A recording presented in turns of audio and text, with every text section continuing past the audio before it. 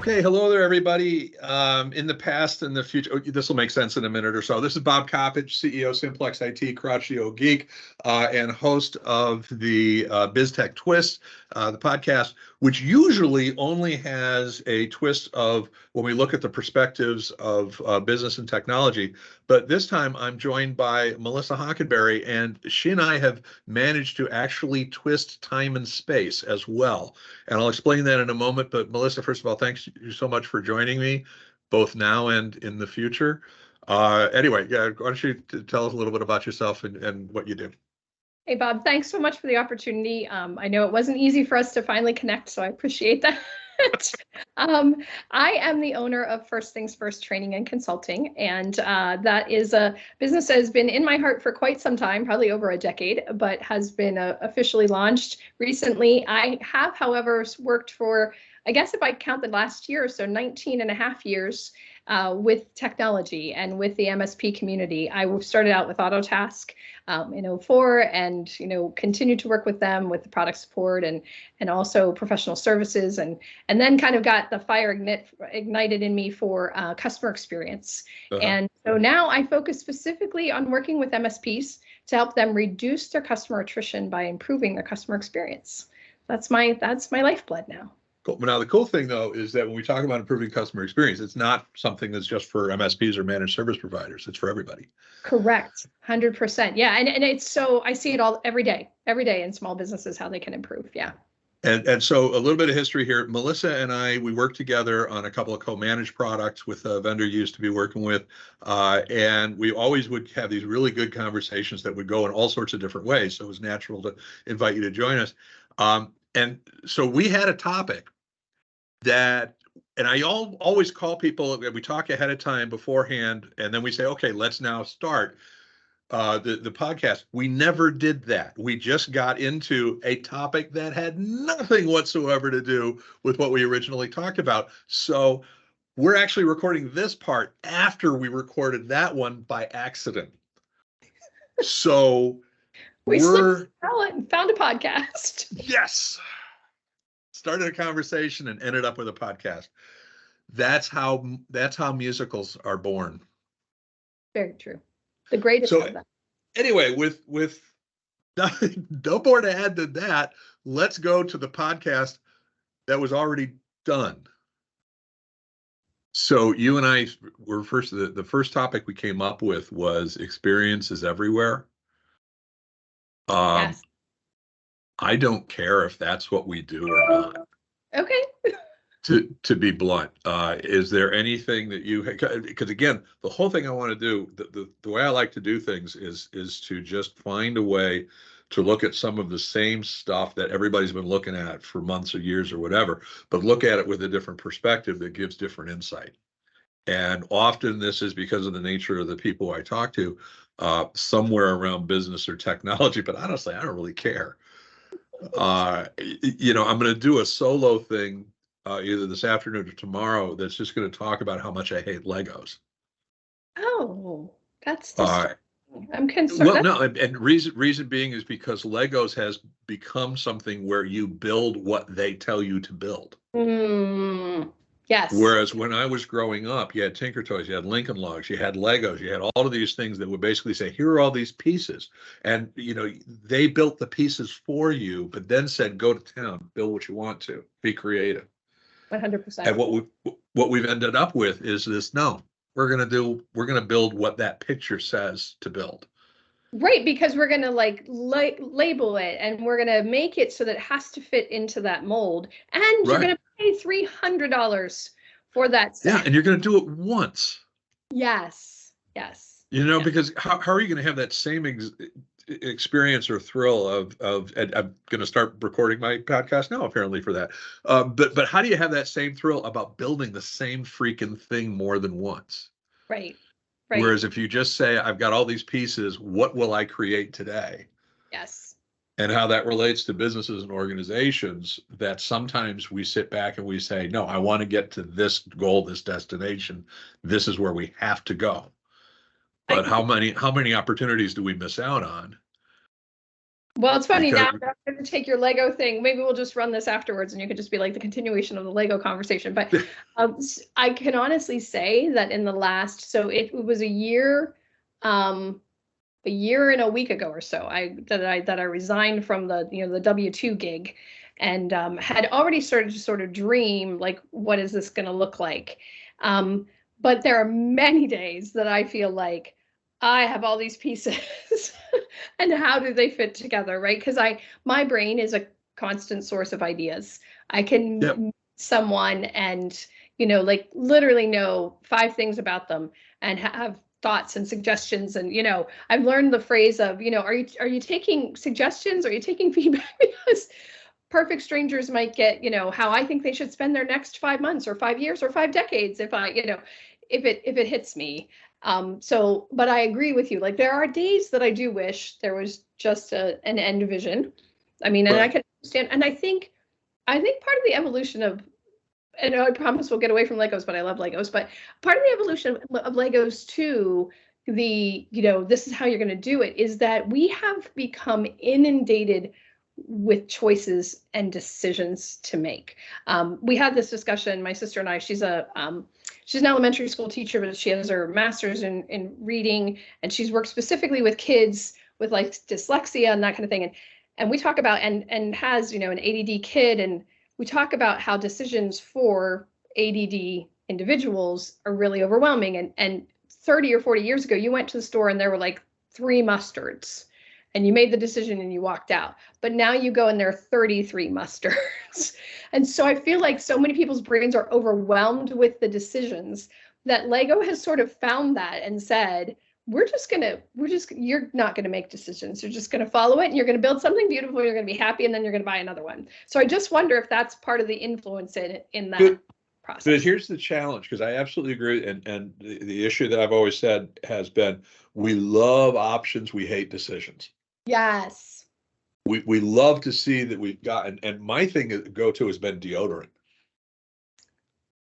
There are a million types of deodorant. And if you look at that from the perspective of either the, and this may be the podcast, I don't know, but if you look at it from the perspective of the consumer, it is this wild, and you would never think that these pieces of information would ever influence you 20 years ago. You wouldn't go, if only this had a hint of olive oil, my armpits would do so much better. It's but true. At the same time, and at the same time, you have the people who are producing the product, and they're going, we need additional market share. What can we do? We have to do something to change and basically make people think that, wow, my life has been missing. And I remember, 30 years ago when everything suddenly had lemon. Oh, yes. Yes. Yeah. All of a sudden, toilet bowl clean. They put the lemon in the tidy bowl, the tidy bowl man singing about lemon. Everybody said, because they figured out how to add lemon to just about every freaking thing on the planet. Right. And they didn't do that because lemon made the product so much better. They made that because that attracted people, because now they had choices. And I think it's gone crazy. I think it's gone absolutely nuts. It's one of the reasons, that micro level of things is one of the reasons that I named the company First Things First, because I want people to step back and think of the foundational essence of why we're doing this thing in their business, right? Why the business is supposed to look that way and what got them here. And because it is easy, and I'm the first person to dive right down into the, hint of lime chips, that kind of thing. But I feel like so often at the essence of like customer experience, which is what I want to look at with people, is the basics that people screw up. So I give an example in a workshop that I did once, and it was funny because I was prepping for the workshop, had some examples, and then my husband, who is law enforcement, who deals with like ugly stuff all the time, who can really handle stressful situation, has been in a gunfight before, has been hit by an 18-wheeler at 70 miles an hour. Like, he's had stress. Just a bit. He comes to me one day and says, I can't do it anymore. Just take it, fix it. I was like, what is wrong? He's like, the internet company changed their website and I can't simply figure out how to pay and there was an expletive in their bill. And I was like, okay, I'll take that for you. So a man who can handle the talk. And what had happened was the company had been acquired, and a really simple action that they were trying to do, you couldn't do anymore. It was literally, you could pay your bill without putting in any information, never had to log in. You just went in, paid your bill, got the information they needed, but you didn't have to have like this huge, well, in the process of redoing their website, they didn't see that as a priority. Now, somebody's got to tell me that there were analytics on how many people did this, right? They had to know how. They didn't see it as a priority to make sure that experience was smooth for people. And so when I finally got to the bottom of it, what happened was they had to create an account for you to do that underneath things. So when I called the guy and finally got a hold of somebody, I think maybe it was Chad, I don't remember. He was like, I can do that for you, but you need to try to do it first. And then in the next few hours, the account will be created. I'm like, the next few hours? Yeah, it takes sometimes up to 5 or 6 hours for the account. We got through it, but the experience, like the basics of things, like that wasn't some obscure button on their website. It was a main portion. And I'm always amazed at the things that people do not think through. Like, what if, when we do this changeover, have we thought about the past that people come in, like paying the bill? If you think of nothing else, you should probably think when you are changing your website, how might we be making the experience more difficult for people to give us money? Like, granted, that's to your benefit to think that through. And I'm amazed at those kind of basic things where people don't get to the first things first. Can they pay us? Can they contact us? Have we thought of every, direction that they can do those things? Can we get to them? Can we call out? Just the basics we don't get right because we're so worried about the lime and the lemon. Yeah, I think that's what drives me crazy. But I think here's part of the challenge, and I think this has been true since we climbed out of the caves or whatever, is that we often judge based on our own experience. And I think, or based on what we've seen or the like. And it's kind of like with AI, with big data, there is such a bias in the data, and there is such a bias in how we interpret the data. So if our company is populated by people who grew up with websites, who grew up with paying stuff on the phone, who grew up with clicks, moving things around or whatever, we're going to judge everybody else's experience because we're all going to the exact same site. Whereas, in fact, it's very, very different. Similar to, your husband is dealing, and unfortunately, is dealing with some of the stress from his job because that is his job. That's his career. Whereas I would fold like a tiny little frightened, kitten in the corner, which I do anyway, because of my experiences and my lack of dealing with that kind of stressful situation, and I don't mean this, I only mean this as a comparison, but he may not understand how cowardly I am. 100%. 100%. And when people talk about diversity in things, I get very adamant that diversity is diversity of thought as well, right? Like if you get, this is something I've said because I've seen it, you get people who all look different and kind of came from backgrounds that are different, but they think the same. And that is very possible. And absolutely. And that's where, like, when companies do this, if you just let developers create stuff, they're just going to go, well, that's just an idiot, that nobody would ever do that. And if they do it, they don't deserve to do business with us, right? That's why you have customer success people who come in and say, but they want to do business with us. We want to make it easy. That's why you have that 360 view when you go to change things. And does it take time? Yes. Does it slow down the process of change? Yes. But it doesn't negatively impact your revenue and your attrition as much as not thinking it through before you make those changes. But I would say that that's true, not just from a developer standpoint, but from any product development aspect, from any organization that is creating a product where they're going to create a goods and service that's going to be consumed by a third party. If and that third party, we're going to make assumptions as to what their skill sets are going to be, how they're, for example, cars. I am not a car guy. I am not at all a car guy. I had, and I drive right now. I drive a 2012 Honda Accord because it still has standard transmission. And I've never had an automatic transmission in my life. And if I got a car today, I would have to pay a ton of money for a standard transmission, and it really wouldn't even be a real one. Don't get me started. Too late. Uh, but it's one of those where my wife just got a new car, and it's very nice, some Kia, whatever. I have no idea what kind it is. I'm proud of myself for knowing it is a Kia. Neither of us, and I own an IT company, neither of us have a clue how to get that thing to open the garage door. They are talking about when you press these buttons, lights will flash. When you go to this, go watch our YouTube video. That's great. The YouTube video does not use the car in question. And it's just one of those things where you can tell that there is a presumption of knowledge, there's a presumption of experience, there's a presumption of comfort level. And I think that's true for everybody. And even if you look at some of, what is IKEA, is legendary for putting furniture together.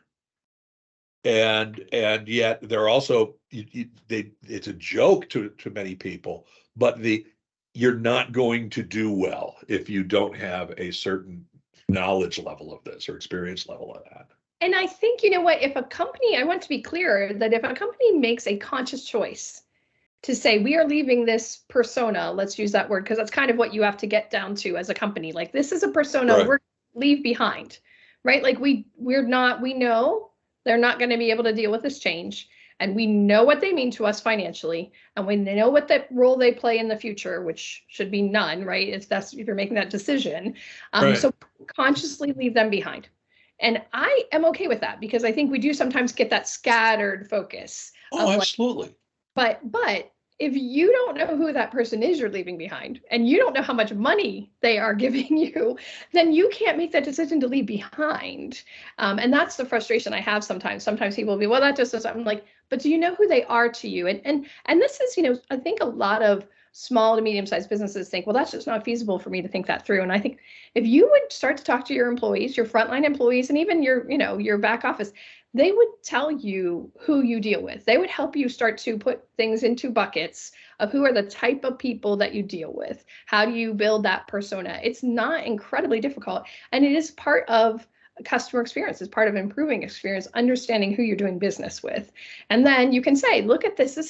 And these are the worst ones, right?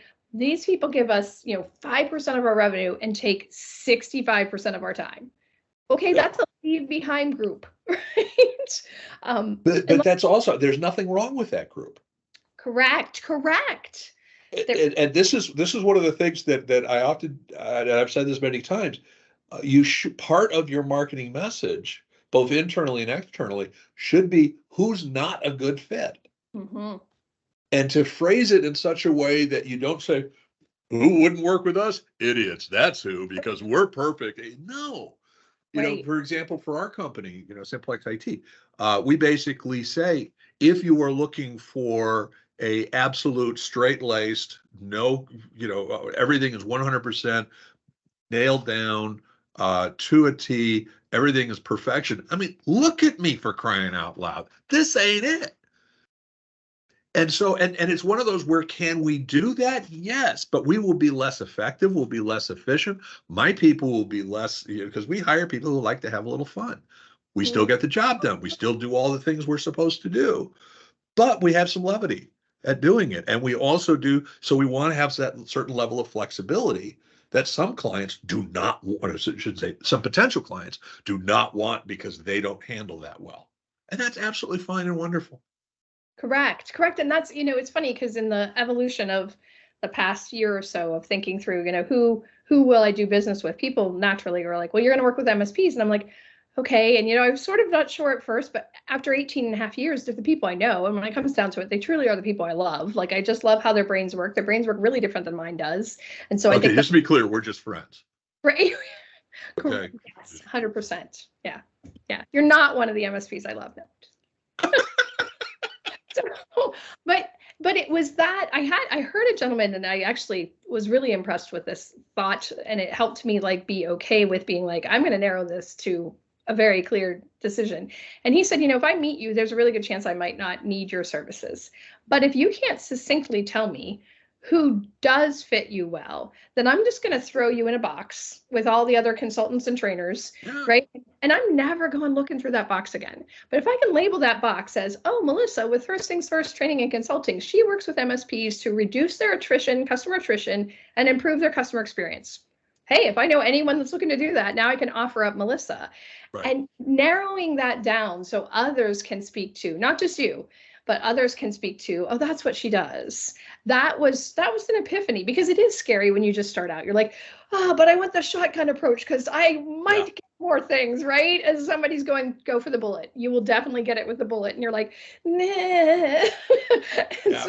And also from the standpoint of, like you were saying earlier, you may get clients that are going to cost you. They're not going to make you money. They're going to cost you money. Yes, 100%. And those are, the sooner you can understand who those people are, the better. Like when I started out with Autotask, we were not focused on IT providers, because I started out in 2004. That was very early on. I think we were 3, maybe 4 years established. And I was employee like number 9 through 15. There were like 6 of us hired that day. And I was the first person who was going to fully be devoted to supporting the software. And I used to get to sit with developers. And so I remember the epiphany of, hey, these people that the sales cycle is not very long. They understand what we need. The product is fitting them. And for an early software product to fit someone, that's unusual, right? Like usually it's, and so we started with, it was that, is the Venn diagram, where in the middle is they like you and you like them, go for that. Right? Yeah. Because there's going to be people that like you and you don't work well with them. And they're going to be people that you like and they don't work well for you. It's really that overlap. And when you find that, that's where you can live and breathe and have a lot of good, I think many good years of producing a good product for them and them being a satisfied customer. But it's the scary part of saying, I'm going to narrow my focus.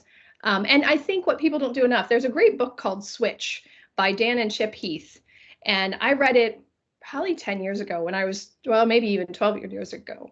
I was really young when I read it, but it was. As opposed to if I read it 10, 12 years ago, where I would have been, you were still middle-aged. You were wise. Yeah. I was young, you were wise. Yeah, what happened since then? But what they talk about is bright spots. So it's really, I like the books. They do a ton of stories within their books, and they're not just business. They're sometimes not for profits. And Switch talks about, it's all about changing behavior. But the bright spots were when you take and look at the situations who worked really well, and you dive into those as much as you dive into the things that went poorly. And we as humans don't naturally do that because some people do. They just sit in the celebration and they never reflect on what went wrong elsewhere. But most people don't sit and celebrate, especially entrepreneurs. They're constantly working and they forget that I need to sit, celebrate, and understand why that was a celebratory moment. And that's what they talk about are the bright spots. And so when I started to do that at Autotask, probably 10 years after we had defined things, it gave me a lot of insight because one of my jobs was to interview everyone who wanted to leave. So I called it my years of chasing the hearse, right? So they were gone. But when I talk to people and say they're not really sure where their customers are with them, and I always ask, one of the first things I ask anyone who I might work with is, do you do exit interviews? And if so, who does them? Because you as the owner are not going to get, you're not going to get anything, right? Like that's one of the things I'm happy to do for people is let me talk to your customers that are leaving because I'm happy to interview them. And as a third party person, they will go, it's like, getting the scoop on your ex from someone else who's not, you're like, oh, I should have seen all that. Yeah, you're right. Okay. They never said that to me. Maybe because we don't like conflict. But I think that's one of the things is if you're not sure where things are going wrong, ask the people that are leaving, but also remember to dig into the people that are staying and the people who actually like you and understand what are their qualities. Because yes, we need to know who doesn't fit.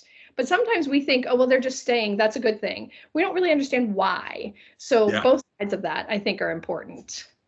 Well, and I think it also gets down to kind of what you're saying, the why question. is one of the ones that I think we answer either emotionally, which is important, but not exclusively, Cool. or we answer hopefully. Mm. Well, they're leaving. Yeah, it was just bad timing, or they're staying, but they're going to get better. Right. Yeah, They'll change their ways, right? Because every kid changes their ways absolutely. without correction. They just, yeah. Yeah, and so it is interesting, and part of that, to get double down on kind of what you're saying, is that whole we don't analyze things on the right level at the right time in the right way. And I think a lot of that is emotional. Mm-hmm. And a lot of that is also both, if you think about it from the whole, not just the sales pipeline, but the whole relationship pipeline. We should never not be asking. We should never just assume, okay, at this point now, everything's fine until they leave us. Well, we'll go into the marriage side of things, right? It's the reason why marriages that make it to 5 years will make it to 25. But after 25 and the kids are gone, you're just like, I don't really like you and I haven't for a while, but I haven't taken the time to tell you, right? I mean, you have to. You have been talking to my wife. Okay, I get that. you you have to like conscientiously say, I'm going to stay engaged, and I'm going to, I'm the president of the community's aquatic club. My daughter is a swimmer. I am not. I do a glorified doggy paddle, but my daughter has swam since she was little, and the aquatic club just got back up and running, and after COVID, and it was quite an effort. But one of the things I say to parents and constantly is, any difficulties you have, I want it to come to me first. Like, I want to hear it. I don't want to see it in a Facebook post. I don't want to see it on Instagram, right? Please have it come to me first. And I say it constantly. I'm sure parents get tired of it, but I want it to, and people they're bringing, if there are challenges, which thankfully there aren't a lot, they do bring them. This was confusing, or this happened, and I think that's the same with business. And it is hard. I think as small to medium sized businesses, what I focus on, it is hard because it is personal. Right? When you're Yeah. less than 100 people or so, it's still very much your baby. When you're less than 50 people, when you're 5 people, but you have to have that relationship with people to say, you're into what I call your internal customers, your employees. They've got to know that your door isn't just open to come in and be, smacked down if they start to complain about something. Your door is open and your mind is open and you're ready to receive it. But you also have to train your employees that there are days that I'm going to receive that and there are other days that I'm not. And I had a great manager once who would say to me, what is the temperature? Because I was the first remote employee at Autotask. So I worked remotely since '06. And she would say to me, Melissa, and this was before people did a lot of video, right? So she would say, where are you? How's the day going? Because there were some days that I just couldn't receive, like, okay, well, this needs to be fixed and this needs to be fixed, And she was wonderful about, like, where is the day? And I'll be like, the day's not great, but I'm ready to receive whatever you have for me. So, because I could make that. Or the day is horrific and I cannot take one more thing, or else I will end up in a ball in the corner crying uncontrollably, right? But because I don't think every one of us has to be ready for feedback at every moment of every day. There are days where you're just like, I can't receive that, but there can't be 7 of those strung in a row if there's something that needs to be addressed, right? But I think that's so the smaller the company, I think it is harder to get to that. Unfortunately, big companies become callous, right? They don't even think about the humans sometimes, and they just throw the changes because this has got to change and this has got to change and this has got to change. So we go from being incredibly sensitive to the human to being completely insensitive to the human. And somewhere in there, like, to me, that's when people get customer experience right, they get the human part of everything that they do, and or they have someone that can get it. Yeah. But I will say, I think that large companies, to a certain degree, get a little bit too much gruff or grief about that. And not to say that they're horrible, but because you could have companies that are large companies, but their sections and some of the departments are led by really good people. Yes. And so I would say that even a larger company, and me not being one of them, is probably doing a better job at that. Whereas you also have on the SMB side, there are so many who are still ego driven. where I don't know, did I mention lately I'm an entrepreneur? And as entrepreneurs, we're visionaries. And you look at all the cool stuff that's been done, it's been by entrepreneurs. And so you're just an employee of an entrepreneur, which is me, by the way.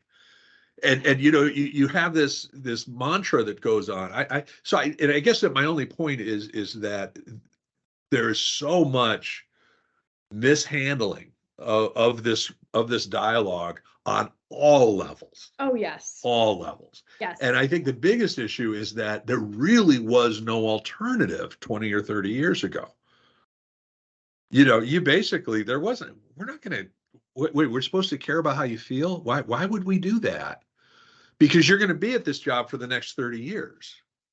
Right. And so whereas now it's nowhere near that amount.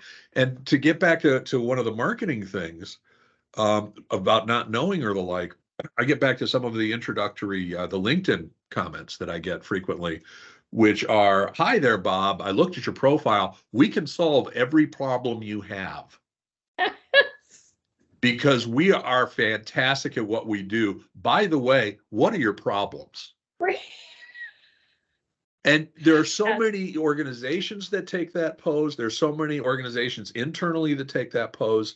And it's kind of like you basically said that with Autotask, our employer, you guys came up with a framework of conversation that was two-way.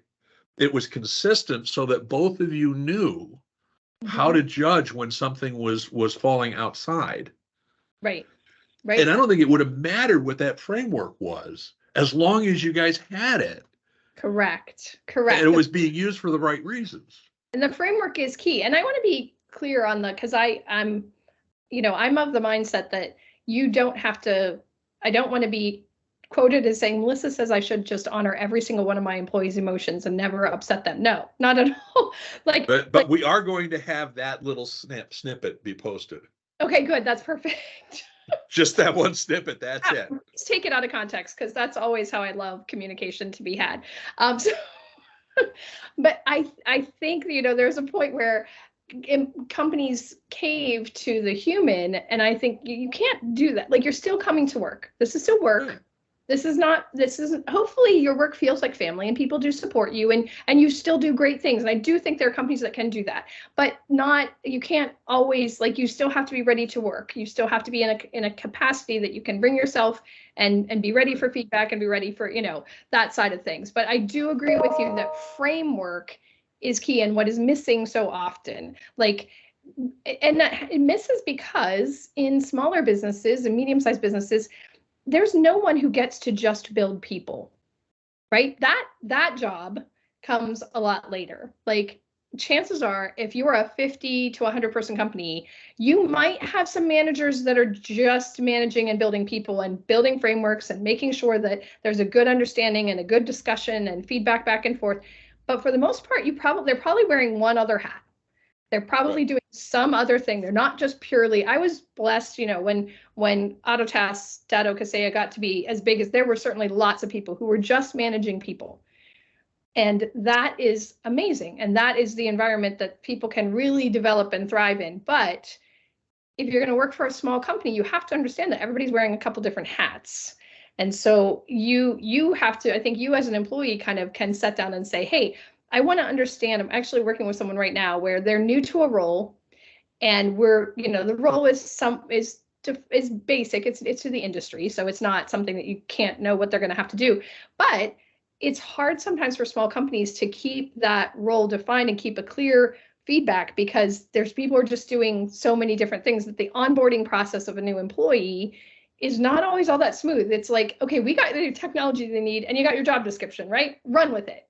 And that's really hard. And it's hard, especially for people where it's like their first job, right? That's a difficulty. And that's one of the things I love doing, is sort of coaching people into the workforce or coaching people into the next role, because in smaller companies, you don't have someone who can be like, okay, well, this is how you could have said that a little differently, or this is how you might manage that portion of your week a little differently. Or if this is your end goal, what are the steps have you thought about how you are taking conscious steps to get to that end goal? Or you just winging it, right?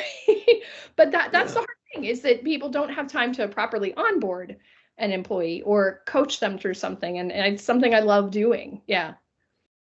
But I think there are some things, and some corporate organizations can do it and some can't, and the like, is to recognize what's going to support the culture in terms of who you hire, what's going to advance the culture, Mm. and then what's going to hurt the culture. And I would say this is true even if you look at it from we're hiring people, we're bringing on clients, or we're looking for vendors to partner with. In different levels, those same concepts and those same questions come true. So we're sitting here and we're talking to a potential client, and one of the questions we have from my desk is, are these people? Do we want to have them as clients? Are they really going to be a good fit? And I don't know the answer to that. In this particular case. In other cases, it's like, oh, absolutely, they're going to be great, or they're going to be so good because they're going to make us improve on some areas that we've been aspirational on. Absolutely. Absolutely. You Which is know, cool. They're going to hold your feet to the fire, for lack of a better term, right? And that's amazing. But again, Bob, all of that comes from the fact that you have thought about your culture. You know what your goals are. I have had conversations with people where they say, well, isn't everybody's goal just to make money? And I'm like, right. There are like above board ways to do that. There are below board. I mean, like, you gotta like have a little bit better plan than that. Like what is the purpose? What is the and I'm amazed at the, I mean, again, my hat goes off to, yes, I have a business that I am running, but my hat goes off to so many truly entrepreneurs like yourself and the MSPs who, they have a storefront, they have equipment, they have people. Like, I am one human who wants to come and help you do better at all those things you're doing, because I have tremendous respect for it. However, I am amazed at the people that have set out to do those things with less structure than someone like myself, who has, doesn't have an intention to have employees, and I don't have an outside physical building. And I'm amazed. I'm like, wow, like, do you know how lucky you are that you got this far with that little framework that you actually, or lack of, those toothpicks that you built this thing on? That makes you even more impressive. Let's see what we can do when we get like a foundation to this. And sometimes people will say, well, I don't need that, but employees do. Like, if you're going to grow, people like some structure. There are people, you have a culture of people who want to be flexible and be great, but there's still structure in that. I was just going to say, there's still a structure there. Yes. There's still a structure. You may want one that's made out of jelly, but it's still a structure. Correct. And that's one of the biggest challenges. And how do you explain that again in that whole? Because I want to tell people this is why you want to work with us, and I also want to tell people this is why you wouldn't. And I want to be respectful to both parties because I want informed decisions. And I've said this a lot. Usually I'm talking about the co-managed world, but it's true for any client or any whatever. The only thing worse than a great prospect getting away is a bad one signing. Mm-hmm. Because that's incredibly disruptive. It's disruptive when you have a client that really isn't a good fit. It's disruptive when you have an employee who's not a good fit. It's disruptive when you have a partner that's not a good fit, in terms of vendor or whatever. And to me, that's one of the hardest learned lessons for me anyway, is to, number one, get more proactive, because that's something, it is very hard to be proactive on that. Because like you said, I want every client I can get. Because that will bring in more money. I want to get every possible resume I can, because that gives me more people to choose from. Right. Which all the research will tell you that doesn't help you at all. Right. Like that more in the funnel doesn't. And that is the thing. I think that people, and I love how you're drawing the parallel, because it's so true. I think people sometimes want to think that understanding my client I want to do work with and the ones I don't want to do work with is really different from understanding the employee I hire and the employee I don't hire. And it's not, and the impact is so similar. And so I'm always, one of the things the statement I made recently was that I think sometimes, like, established MSPs focus far too much on how can I do more sales and marketing, than instead of understanding how they're treating the people they have under their roof, both client and employees. And I made the case that we get this out of order, because if you are, I get it. If you're trying to grow and just make payroll, I get that. You have to continue to get more sales. But the moment Right. you're remotely stable, if you don't know what your customer experience or your employee experience looks like, that's what you need to do next. Because, it's like I trying to throw somebody into an experience and gather more and more people up and be like, yeah, you're going to love this, except I don't really know what it is, right? You got to be part of my company, but I don't really know how it feels to be part of my company. And you said, again, sometimes ego drives, and ego's what makes people get out there and do these business things and do amazing things, right? Yep. But I have found that probably the most beautiful thing that people can have is self-awareness, both as an employee, as an employer, as an owner. Like if you're self-aware, you understand your weaknesses, you understand your strengths, and you fill in the gaps of that. But it's that lack of self-awareness, I think, sometimes that can cause really toxic environments. Absolutely. Okay. So now we're going to go completely honest here, and then we're going to wrap it up. This is not, for those of you who are watching this this podcast, this was not our topic. So I'm going to now go ahead. You heard the introduction I did in the beginning. Well, actually, I did that after we were done. So I haven't recorded that yet. So I'm now going to finish up this podcast, and then I'm going to go ahead and record the beginning of the podcast that you, the listener, has already seen. So do not tell me that time travel is not possible. Okay. Amazing. So Melissa, two things. Number one, if someone wants to reach out and contact you and learn more, how do they do this? The best way for them to do is truly through LinkedIn, because that's where so Melissa Hockenberry, you can find me there. First things first, training and consulting.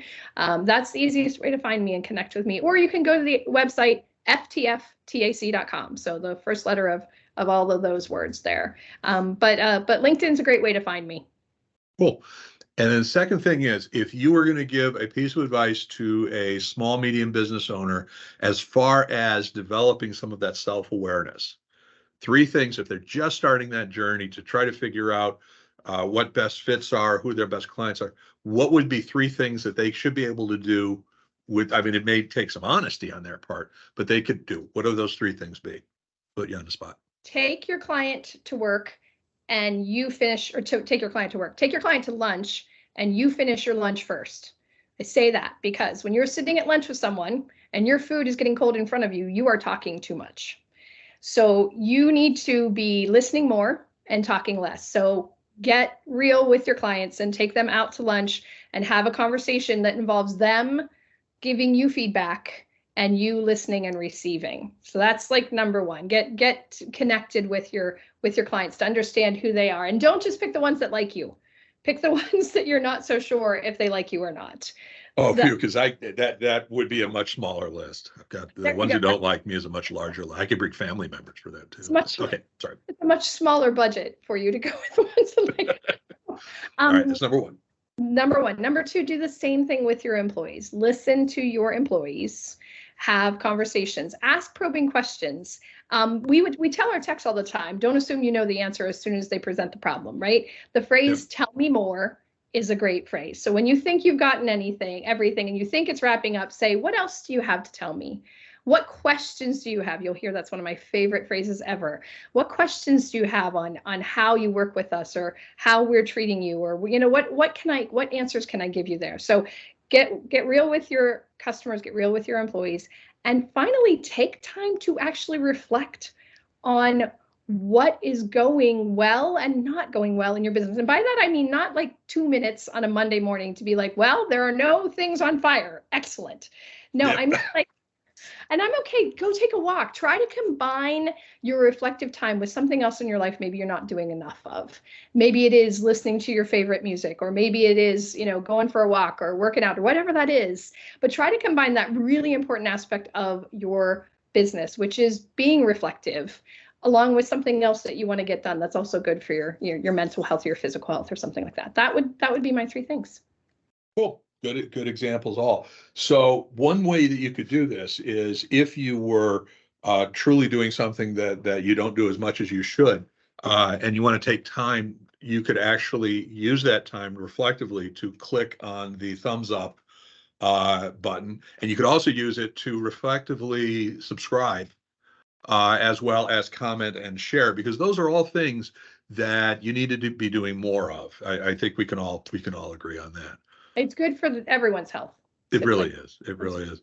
Melissa, the other thing is there are so many. This has taken us like 2 or 3 months to put this together. So thank you for finally getting together. And now I'm going to jump into the past and introduce this whole thing. So forgive me for a moment while we do a little bit of time travel, but we'll talk soon. Safe travels. You too.